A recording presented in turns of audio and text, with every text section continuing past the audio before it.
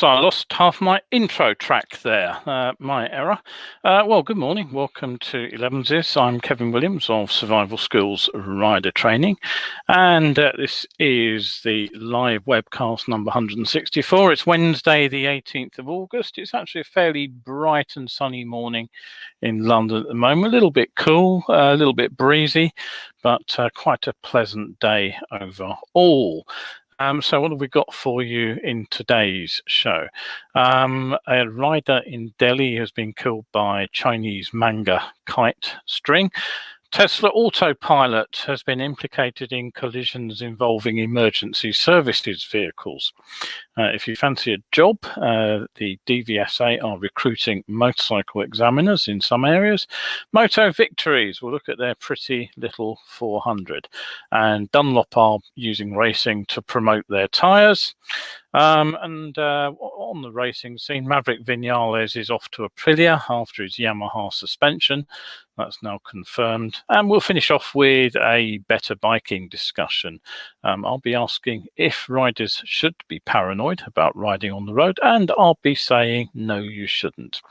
Right, so settle yourselves down for the next few minutes, and we'll take you through some topical news, some possibly controversial views, and some better biking tips. Don't forget, if you can't make it live, you can watch it here later, or you can catch up over on my YouTube channel, which is youtube.com/Survival Skills UK. Don't forget the all-important UK, or you will be shown how to sharpen a Boy Scout or something similar. Right, okay, so on with the news. The first item about kite string in India. Now, Jeremy Clarkson is well known for his antipathy towards motorcyclists, and he infamously once said that one day I will silence them by stretching a piece of cheese wire across the road. Sadly, what Clarkson said in jest, sort of, is a genuine hazard in India. Now, just a few days ago, a 23-year-old motorcyclist in Delhi was killed after a type of kite string known as Chinese manjha cut his throat. Now, kite flying is a quintessentially Indian sport, but it's one that's seen a move away from the use of traditional cotton thread, which is coated with glue and ground glass, presumably to make it sparkle, which is known as manjha, to the use of a much cheaper but very much stronger nylon thread. It's not only virtually unbreakable, it's coated with glass fragments as well, but it's also coated with metal particles such as iron filings. And this is known as Chinese manjha, even though it's not actually made in China at all. It's actually made in India. Now, it's attractive to kite flyers because of its high tensile strength, so it's unlikely to break and let your kite loose. But if the kite flyer loses the kite, the thread can become entangled in trees and buildings, and it can dangle across roads. And now the combination of the virtually unbreakable nature of the cord plus the highly abrasive coating makes it lethal. The string's highly damaging to birds, but people, including motorcyclists, become entangled in it too. Following a number of incidents with the string, the Supreme Court declared a nationwide ban on the procurement, storage, sale, and use of the Chinese manjha back in 2016. Now, in this incident, the rider was later identified as somebody called Saurabh Dahija. He was riding on a flyover when he hit and became entangled in the string. He was pulled from the bike and suffered a number of injuries, unfortunately, including a slit throat. He was declared dead on Saturday evening after being taken to hospital by the eyewitness who was following him, and he was on his way to visit a relative. So unfortunately, despite the ban, it just seems that the law against this lethal kite string is widely flouted. Okay, good morning to Nigel. Nice to see you all here again, Nigel. In our second story today, Tesla's Autopilot is under scrutiny once again, this time after a series of collisions with emergency services vehicles. Now, the US National Highway Traffic Safety Administration, the NHTSA, has identified 11 collisions in which Tesla cars on autopilot have, they put it, encountered first responder scenes and subsequently struck one or more vehicles involved with those scenes. Now, the statement actually said that most of the collisions happened after dark and involved lights on emergency vehicles such as ambulances and police cars, traffic cones or illuminated arrow boards. There have been 11 crashes since the start of 2018, which they're looking at, resulting in 17 injuries and 1 death. In one case in California last month, a Tesla car sped through a road closure and collided with an empty police car. In another crash in Michigan, a Tesla hit a police car with its emergency lights on after the officer had stopped to investigate a prior collision. Now, Tesla's Model 3 was actually the UK's best-selling car in 3 separate months last year, so an increasing number of them around. And the company is installing its autopilot software on all new vehicles. Tesla, on their website, state that all new Tesla cars come standard with advanced hardware capable of providing autopilot features today and full self-driving capabilities in the future. Now, at this moment, the autopilot feature is described as driver assistance, but basically what it enables is what's known as level 2 vehicle automation, and that can take over vehicle control in a wide range of driving situations.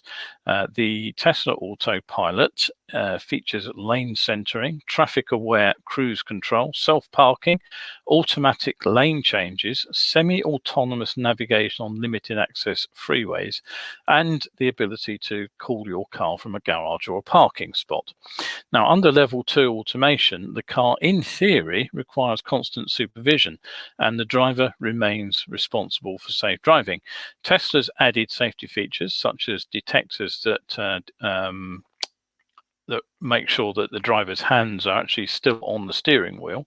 And Elon Musk has said that the system is safer than human drivers and that fewer accidents occur per mile when autopilot is engaged. That's the claim that the features reduce accidents caused by driver negligence and fatigue from long-term driving. Critics say that the system encourages drivers to rely on it in situations where it is unable to control the vehicle appropriately. So still some consideration about the Tesla autopilot system there. All right, don't forget, if you have a question, a comment on any of the stories, drop it in the comment box and I'll try and get back to you either live or at the end of the show. If you've got any feedback or you've got any questions that you'd like me to answer in a future show, do drop me a line and I will try and cover them. If you're looking for a job, then the Driver and Vehicle Standards Agency, the DVSA, is looking to recruit an additional 9 motorcycle examiners in England and Wales. And they're looking for them to work in East England, South West England, West Midlands, North and South Wales. Not surprisingly, a full Category A driving license is actually required. The roles, it says, can be part-time with flexible working hours, evening and weekend working opportunities. Deadline for application, if you are interested, is 11:55 on Thursday, the 2nd of September. Personally, I'm not sure what the backlog on driving tests is at the moment. I'm pretty sure that it's still massive, thanks to lockdown. So I'm not really sure how much dent in that 9 extra motorcycle examiners will make, even if they are doing overtime. Now, you've probably heard of Victory motorcycles.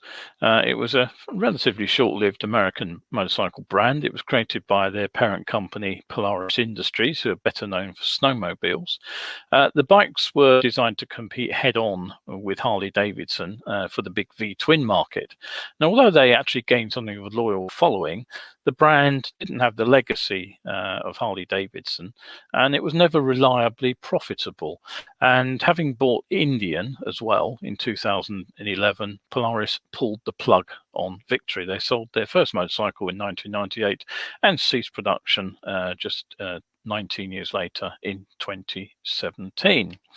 So, knowing all that back history, I was a little surprised when I saw this sporty and rather pretty little parallel V twin pop up in my newsfeed the other day because it's called the Victory Venom. So I asked myself, was this some revival of the US brand I didn't know about? Or had the name been bought out and attached to a range of small Chinese bikes, which is exactly what's happened to BSA, of course. And that would explain, of course, why the style of the machine is a long way from the iconic US V-twin style of big bike. In fact, it turns out that there is apparently no connection to the original US Victory. It turns out that the Moto Victory is a brand that belongs to a company called Moto Eco, and they are based in Colombia, of all places, and they manufacture a range of bikes ranging from 100cc scooters and motorcycles up to this range-topping Venom. So, okay, what do we know about them? Well, Colombia, it turns out, is a sizable motorcycle market. It's the fourth largest in Latin America, behind Brazil, Mexico, and Argentina. Over half the vehicles in Colombia are actually two-wheelers, and there's one motorcycle for every 5 people. The country also turns out to be a production hub for South America, with several of the Asian manufacturers, plus Indian giant Bajaj Auto also being based there. Victory aren't a huge brand. They account for around about 4% of bike sales in Colombia. Not too surprisingly, Honda, Yamaha, Bajaj, and Hero dominate the market. And there's remarkably little information about the manufacturer on the internet. But it is fairly clear where the inspiration for the Venom came from. If you take a look at this machine, it's the Ducati 600. It's dates from 1993, this particular model, and the beautiful trellis frame there, which was itself derived from the earlier Ducati 851, the sports bike which was built between 87 and 92, and which was arguably the machine that revived Ducati's fortunes after its success on the track. It's pretty obvious that there's a significant amount of resemblance to that frame. It's not only a trellis, but it's also bright red, of course. So the Victory there, pretty nice little machine, I think. It's a single overhead cam, 8-valve, 4-stroke, parallel twin, fairly modest 36 horsepower output, so it's kind of in the 400 Super Dream class, but it does get fuel injection. It gets twin front discs with 4-pot calipers. The single rear disc there as well. They're both equipped with dual channel ABS. You get roll out forks, which have rebound and preload adjustment built in as well, apparently, although the rear shock absorber is non-adjustable other than for preload. You also get a decent looking pillion perch, and something missing from new models altogether is twin grab rails, which suggests that these bikes are expected to be used 2 up. You get a decent tank as well, 20 litres, which is around about 4.5 gallons, if my calculations are correct, and it weighs in around about 200 kilos or 440 pounds with fluids. So it's not too heavy. The pricing confused me, I must admit. It said, I read it as $19,000, which seemed a bit expensive until I realized that the Colombian peso has the same symbol as the US dollar, and 19,000 pesos is about $4 US, or 3.39 in sterling. So I had another look and I realized I'd missed a 0 off the end, so that 19 million pesos, and that becomes 4,000 USD or 3,390 pounds sterling, which actually is a pretty reasonable price. As it manages to avoid the squash bug look and have a proper round headlight, to my eyes, it's one of the prettiest bikes I've actually seen for quite a while.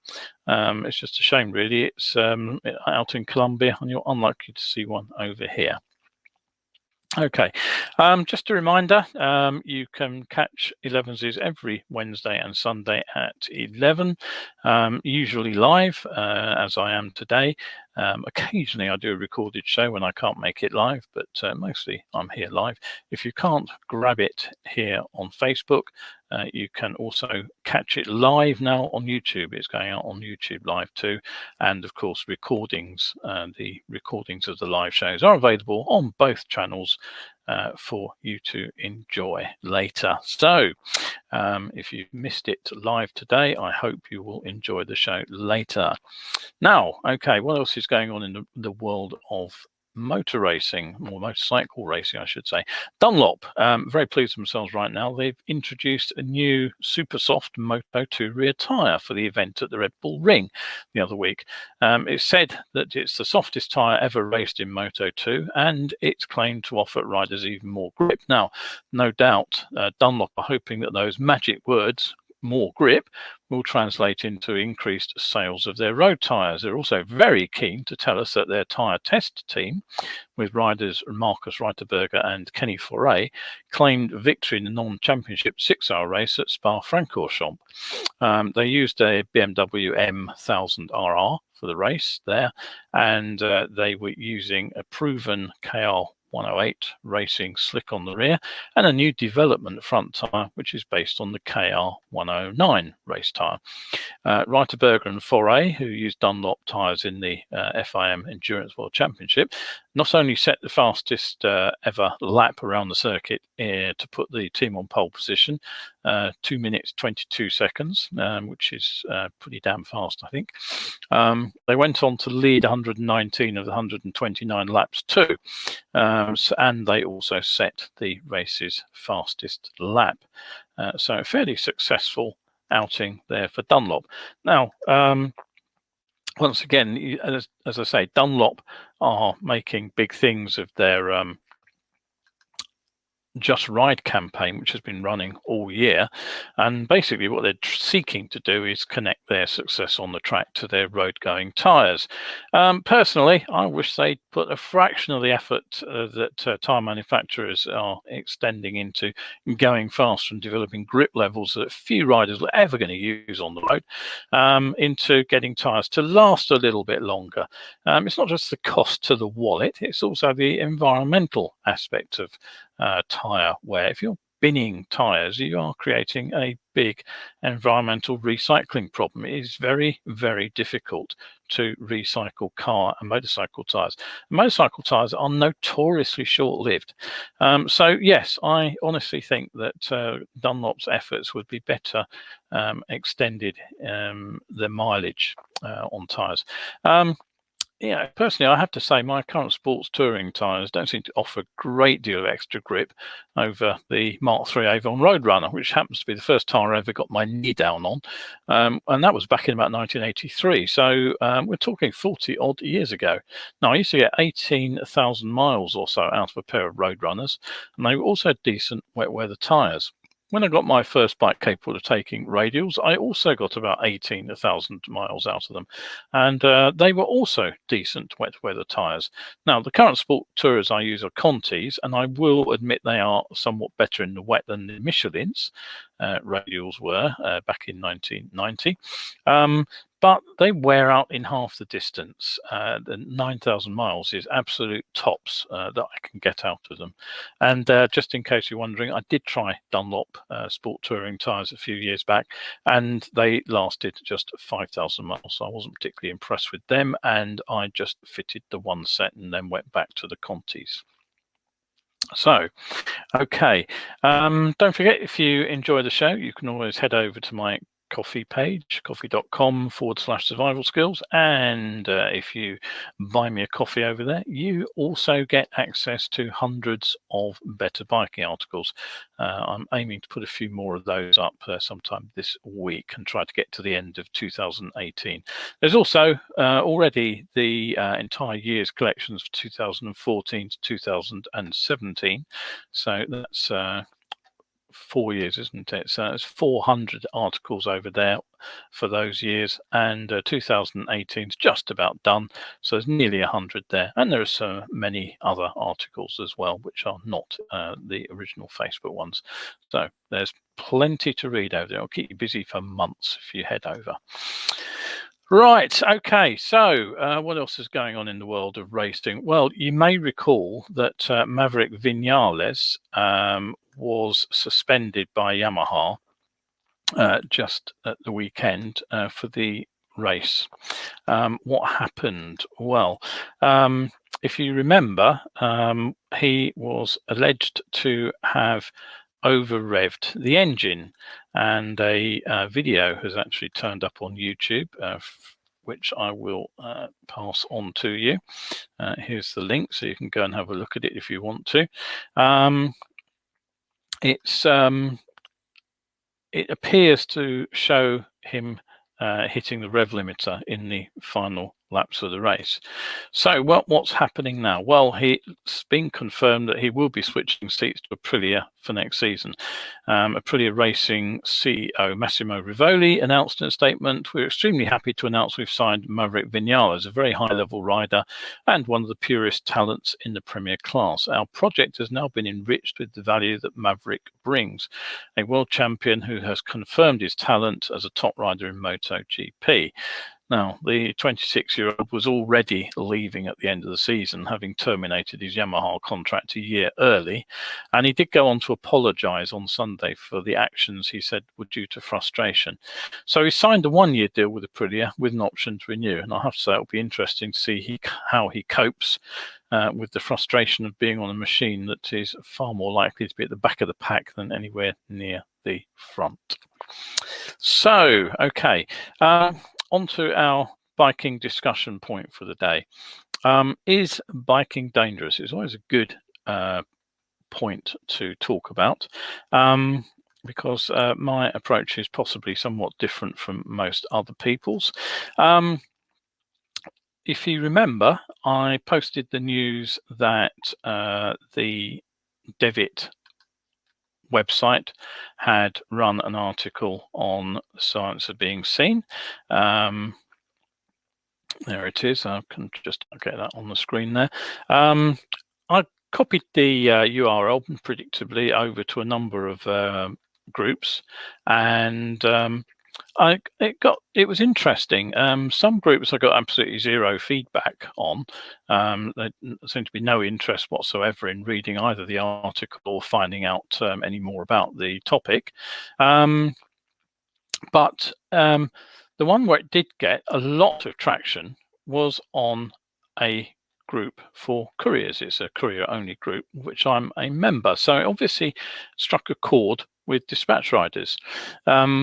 There were some insightful comments on the article. There were some excellent questions too. Now, I thought I did well to manage 16 years as a courier, but I'm afraid that Michael Reynolds puts my time in the shade.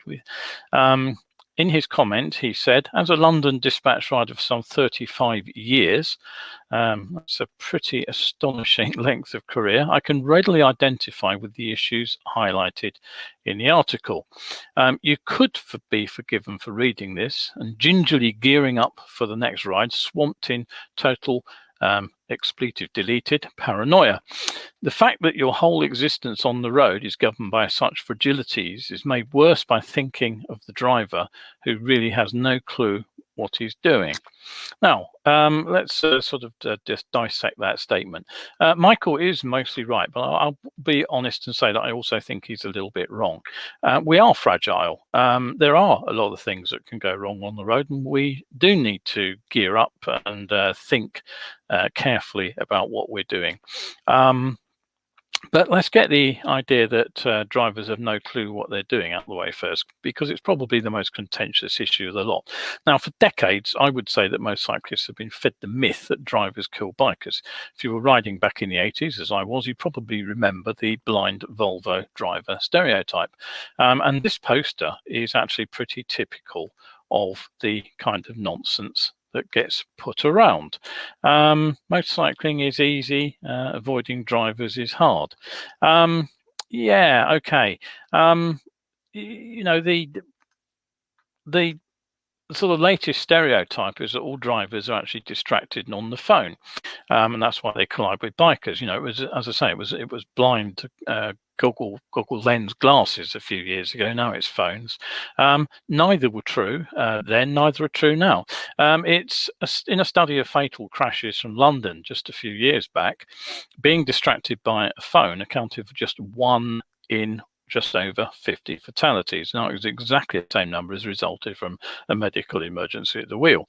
Now, observational studies of drivers actually at the wheel when they are using a phone suggests that what they do when they get to a tricky situation is they stop talking, because they are paying attention. But the problem is they do it where they think they need to.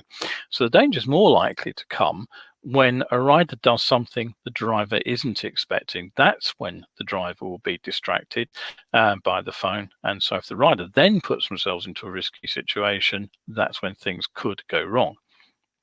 And sadly, the second problem with that statement we've just seen is that riding a motorcycle may be easy, but the fact is that most fatal crashes are terminal own goals. Riders crash on bends solo, or they commit themselves into overtakes they can't get out of. Yes, I will agree that most collisions are caused by errant drivers, but they are not the main cause of rider death.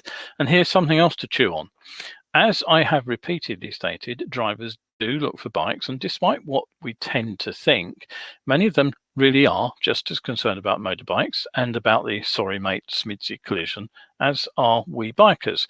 And you may recall I mentioned that just a few days back I was actually delivering Science of Being Seen to a car group, which is fantastic. So as motorcyclists, we have to be realistic about this. There are around 40 million drivers on the road. There are about 1.2 million riders. Obviously, not all of those drive every day of the week, but those are the figures that we can work with. Now, as riders, we also know that we travel several billion miles every year. Those figures, again, are measured. But what isn't measured is the number of junctions or the number of cars that we pass at junctions. Nobody's ever counted that. And I've never even found a research paper which has tried to estimate those figures. So basically, we just ignore them. All we focus on are the instances where there actually is a collision. We count those carefully, and then we hit the drivers who get it wrong with a big stick. So what actually are the numbers of KSIs, killed and seriously injured, incidents at junctions? And it's almost certainly nothing like the number you'd think. In fact, research that came out at the end of 2019 into a particular kind of motorcycle collision accounted that there were 100 riders approximately killed in junction collisions and around 1,000 more injured seriously enough to go down in the stats as seriously injured. But it's worth pointing out at this moment that all that's needed to go down in those statistics is a medical intervention or a night in hospital. So a serious injury could be as serious as a broken little finger. A friend of mine will be in the list for that very reason. He needed a pin in his little finger. Or it could be concussion, where they often keep you in overnight. So seriously injured does not mean life-threatening. So 40 million drivers and 1,100 bad crashes. So do the sums. If 1,100 drivers got it wrong, the implication is that the remaining 39,998,900 drivers do see the other 1,198,900 motorcyclists every single time they need to. In other words, drivers get it right nearly every single time. So we don't need to be paranoid about this.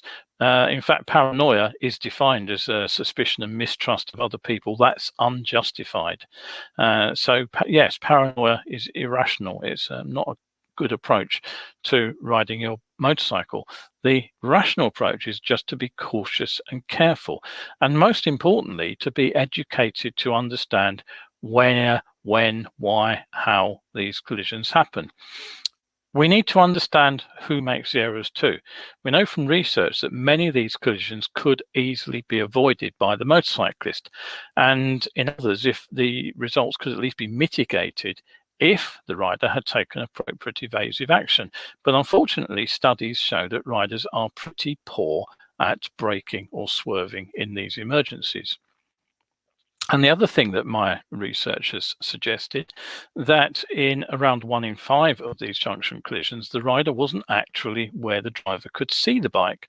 So crucially, in a third study, in more than half the fatal collisions in London, the rider was actually speeding and frequently exceeding the speed limit by some considerable margin, some by more than twice. So if we're honest with ourselves, a significant number of junction collisions are not even the driver's fault. So what we need to do is to understand what we can do to mitigate the risk. We need some strategies basically for dealing with the issues. Now, we already know where most SMIDSI crashes happen. They happen in town. But we also need to remember that they happen at high speed at blind junctions out of time. So we need to be able to spot those junctions and think about how we're going to approach them. We already know that cars pull out from our left to turn right. That's the classic SMIDSI incident. It's the one that's in all the adverts for Think Bike. But we also have to watch out for oncoming vehicles turning across our path. We already know that we need to position to see vehicles at junctions. That's it's a basic concept. It's actually in CBT. It's not just advanced riding. But we also remember that, or we need to remember that we actually should position where we can be seen. There's are occasions where we're looking over a vehicle where we can see what's going on, but the driver can't see us behind the other vehicle. We know all about the limit point, we should do anyway, and that we should be able to stop within the distance we can see is clear at any one moment. And again, that is in CBT, the ability to stop in the distance that's clear. It's not just in roadcraft. But we also need to remember that that distance can be blocked in an instant if a vehicle pulls out of what's known as a surprise horizon, which is any blind entrance between us and the limit point. And so we need to be ready to take evasive action whenever we see an opening, just in case a vehicle emerges. And finally, what we need to do most importantly is stop thinking that drivers should be looking for us, and we should expect not to be seen, and we should be on the lookout for those drivers who haven't seen us. Now, frankly, the roads are never going to be places where there'll be zero crashes. The system simply wasn't designed to prevent conflicts, and I doubt we'll ever reach that state, even when advanced vehicle detection systems like the Tesla that I was talking about earlier are finally perfected and come into full operation. But the odds of a crash really are very significantly skewed if we learn these simple strategies and then apply them. And that is one thing that I learned as a courier and came over loud and clear in the feedback that I was getting on that article from those couriers. Most of them realized that it was their responsibility to stay out of trouble. Yes, some of them were a bit blameworthy about the drivers who made the mistakes, but ultimately, if you don't assess a situation and work out how you can stay out of trouble as a courier, you really don't get to have a 16-year career as a motorcycle dispatch rider, let alone the 35-year-old career that Michael I mentioned right at the beginning had. So, okay, that's it for today. Where, when, how, why, who, and what are 6 very simple words, but they basically sum up the strategy, and that's what the Science of Being Seen project aims to bring into one place. If you want to go and have a look, you can find out more about Science of Being Seen here.